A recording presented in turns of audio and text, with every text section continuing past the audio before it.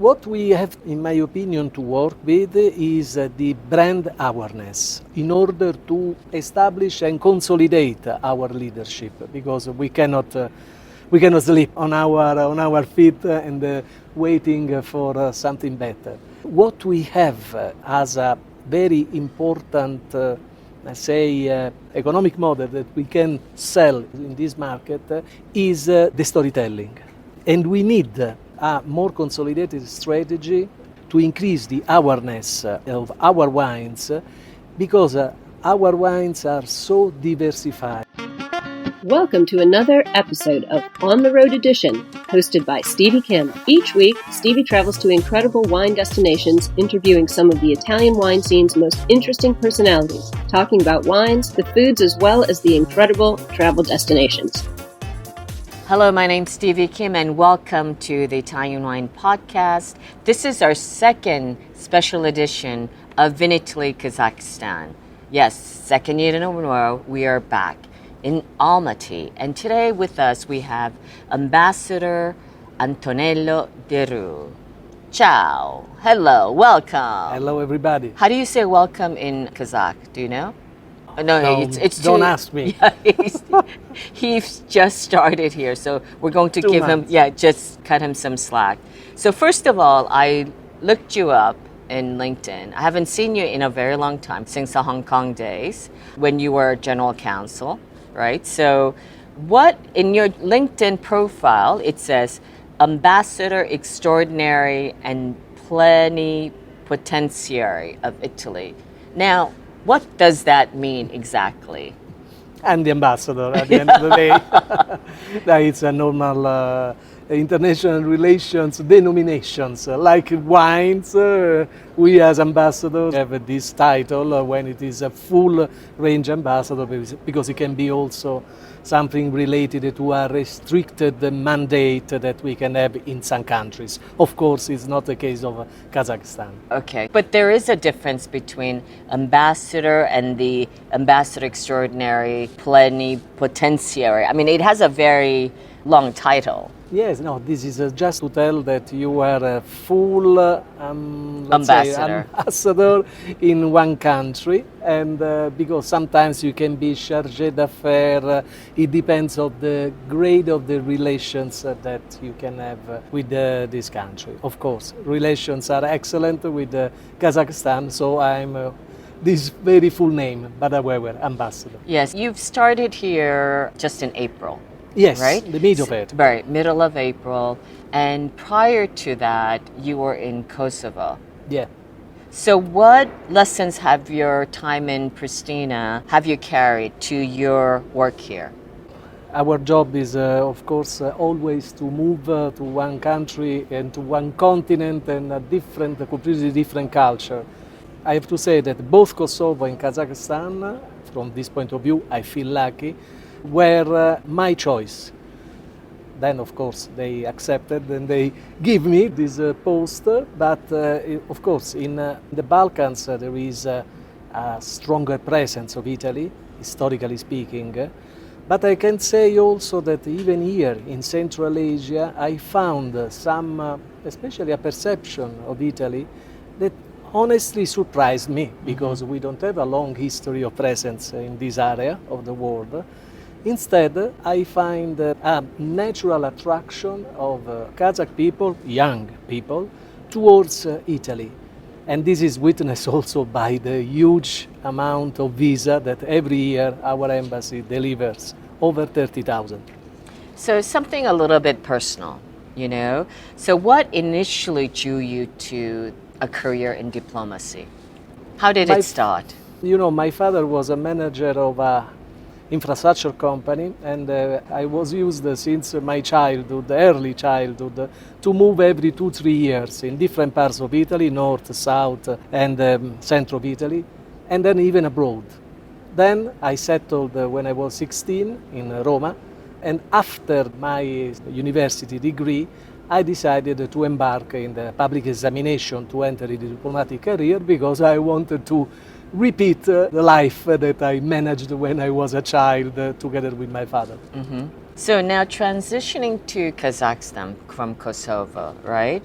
What have been your first priorities in Astana? I know you are quite busy, actually, right? You are super busy. You had the prime minister, and I know there has been like different agreements with Italy and Kazakhstan. What is your priority now? Of course, this is and remains a very important diplomatic post, a very important country for economic relations, because interests of Italian companies are wide, diversified, whether still concentrated more in the energy sector.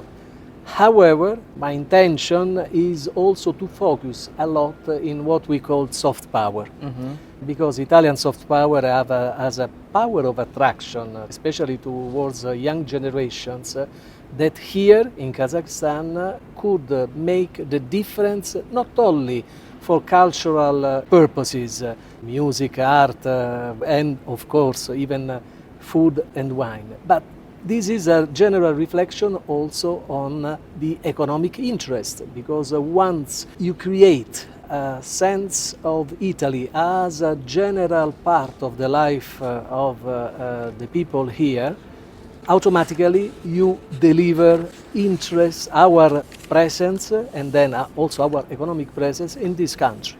And here there is a huge potential. Well, I recall the ambassador. Of course. And he had told me that actually majority of the population is under 25.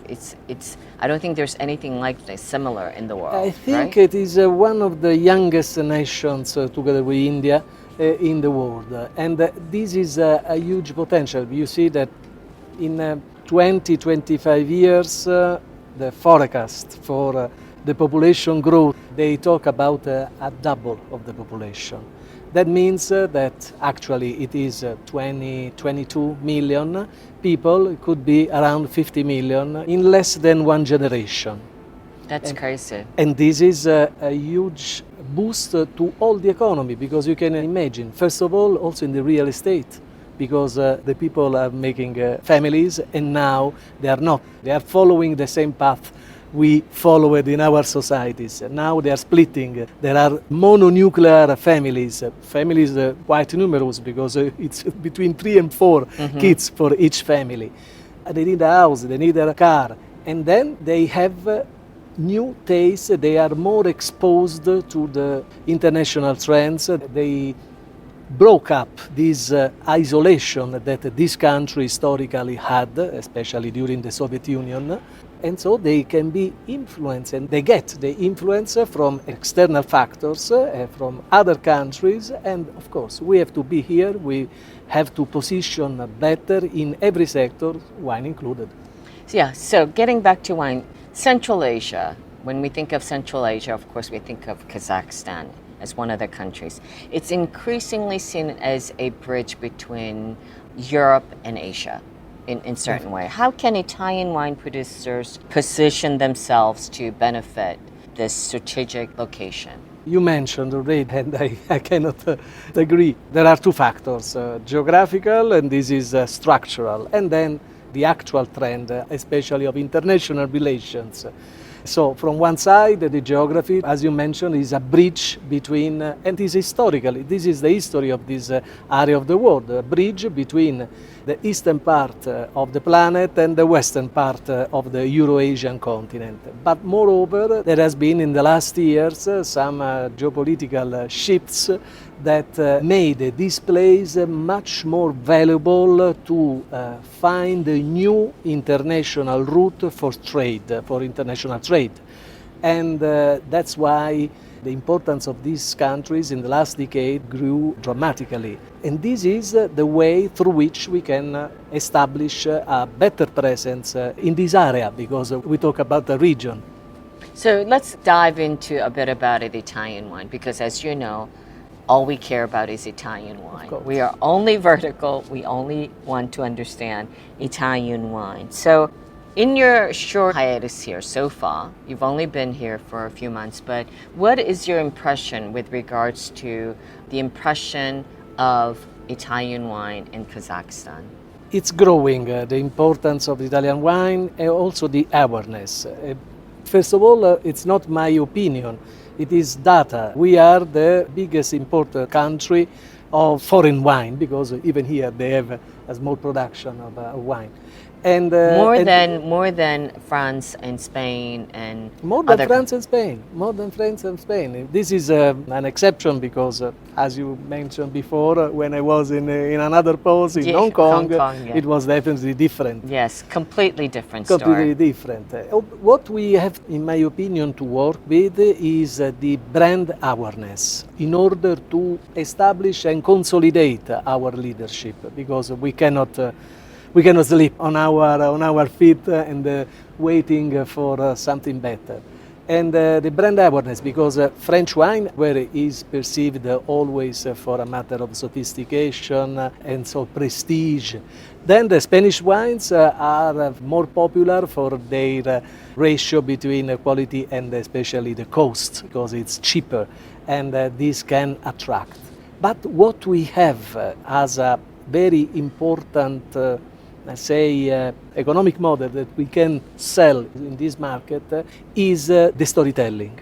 And we need a more consolidated strategy to increase the awareness of our wines because our wines are so diversified. I mean, in terms of variety of grapes, we are the first in the world. And there are over 1,000 varieties. And this is very difficult to explain to a country where until 22 decades ago, the only alcoholic beverage was beer and vodka.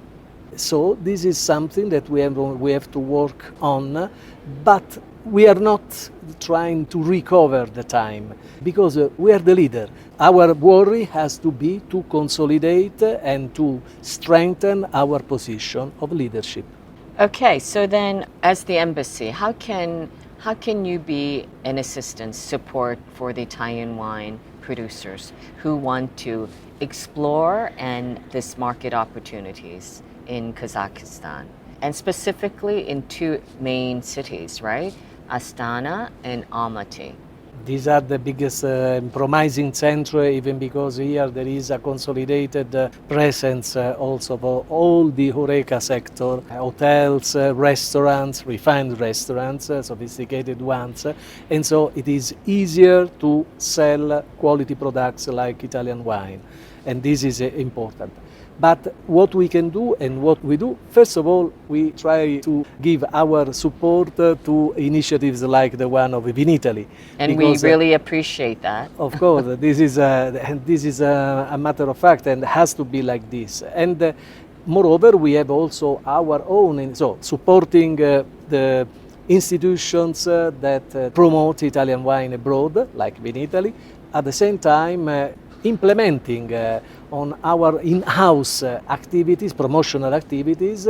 Just I mentioned the Italian Cuisine Week. The Italian Cuisine Week in every country where I've been head of mission, and it will be, of course, when you were in Rome, right? You were in charge of that. Even when I was in Rome, I was the coordinator, global coordinator of the Italian Cuisine Week, and a fundamental part of the Italian Cuisine Week is the promotion of our wines.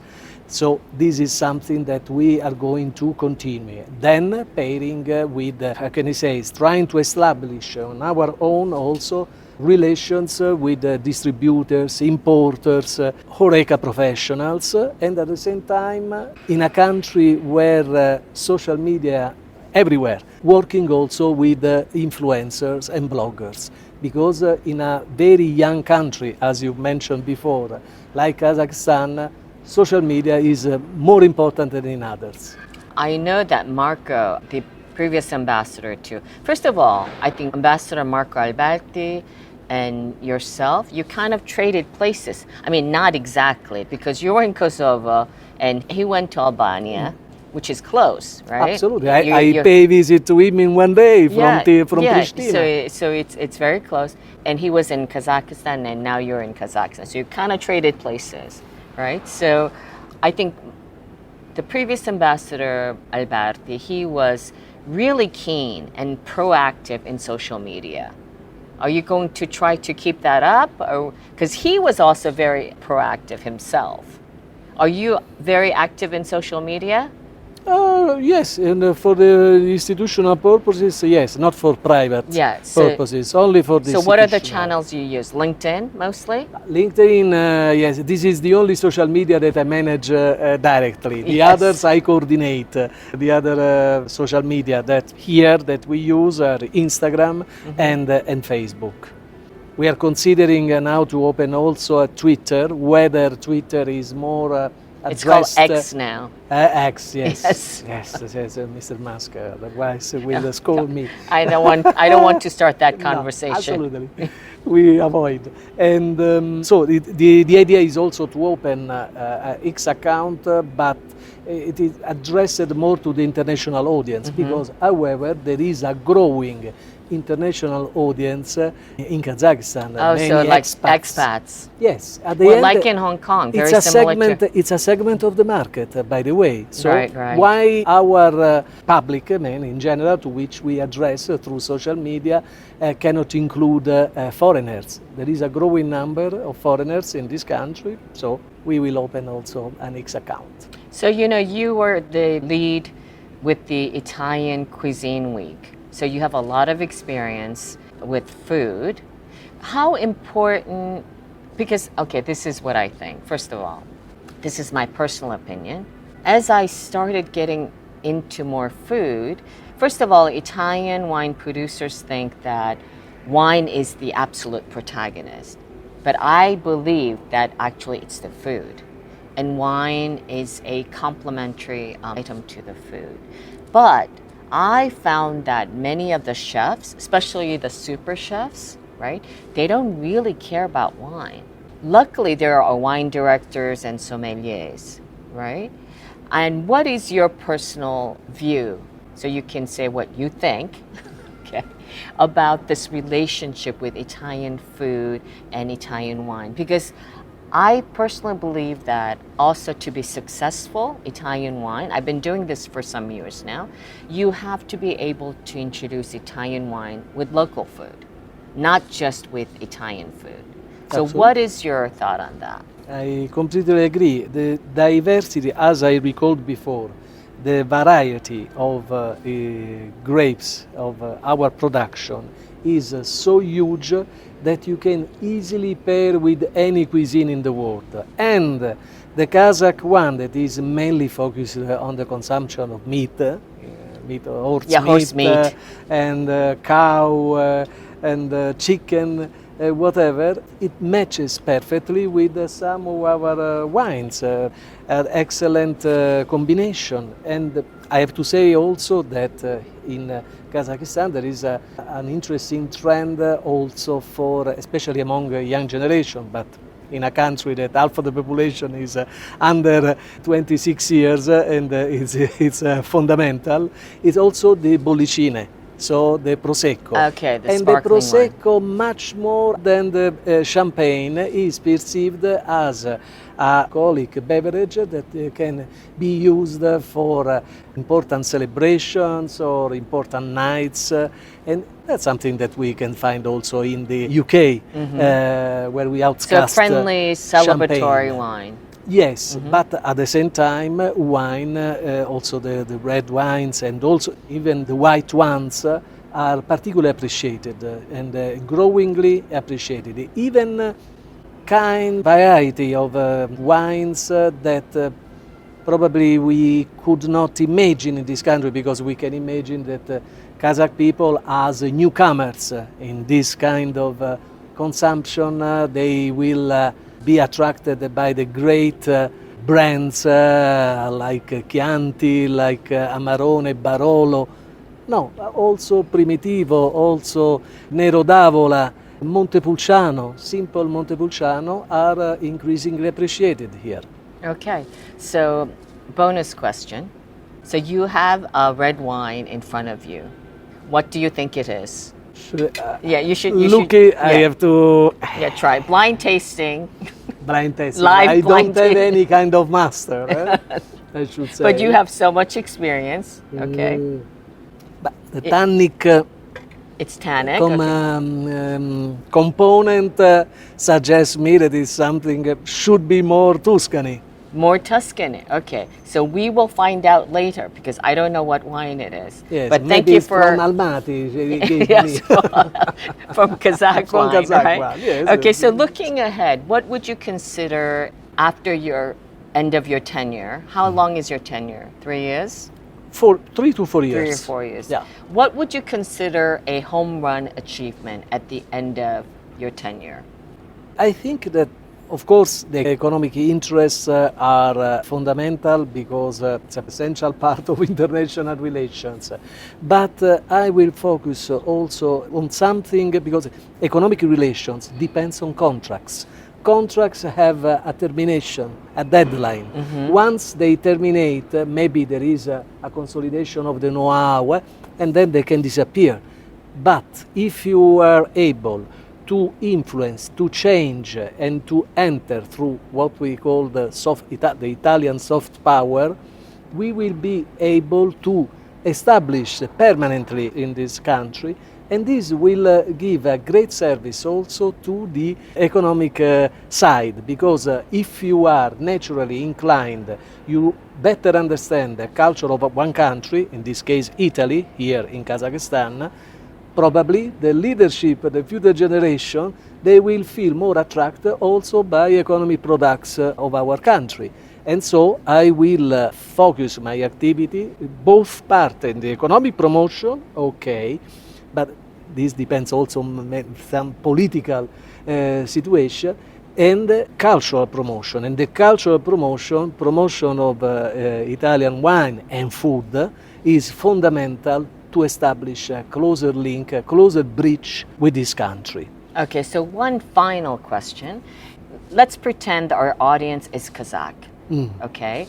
You have a golden opportunity to communicate with them. What message would you like to leave for your Kazakh partners and consumers with regards to the value of Italian-Kazakh cooperation and friendship? Here is very sensible also the matter of visa. So I can say that during my mandate I will do the best in order to satisfy the growing demand of Italy through visa that there is in this country. So closer attention to this, whether there are always rules to follow.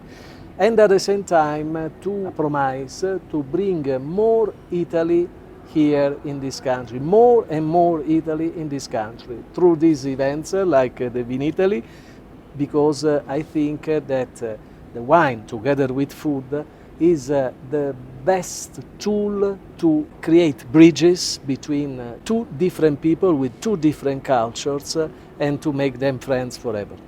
Okay, and I think this is a good place to wrap. Thank you very much for joining us. Thank you. Because Astana is actually not so close, right? Yes, it's like being from Roma to Paris. Yeah, so it's 1 hour 40 minutes. Yeah, so thank you for joining us today, great pleasure. and good luck to you. Thanks. I've met you. Always. Yeah, we've met each other in Hong Kong, and he has been a unwavering supporter of Vinitaly in Hong Kong. So hopefully we will be seeing you also again here in this country. So. Yes. And that is a wrap. Signing off, my name's Stevie Kim, Italian Wine Podcast, Vinitaly, Kazakhstan, Almaty edition with the ambassador, extraordinary, plenipotentiary to Italy and Kazakhstan, Antonello De Riu. Ciao. Chin chin. Chin. Cheers. Thank you for joining us on another episode of On the Road Edition, hosted by Stevie Kim. Join her again next week for more interesting content on the Italian wine scene. You can also find us at ItalianWinePodcast.com or wherever you get your pods. You can check out our YouTube channel, Mama Jumbo Shrimp, to watch these interviews and the footage captured at each location. Chin chin!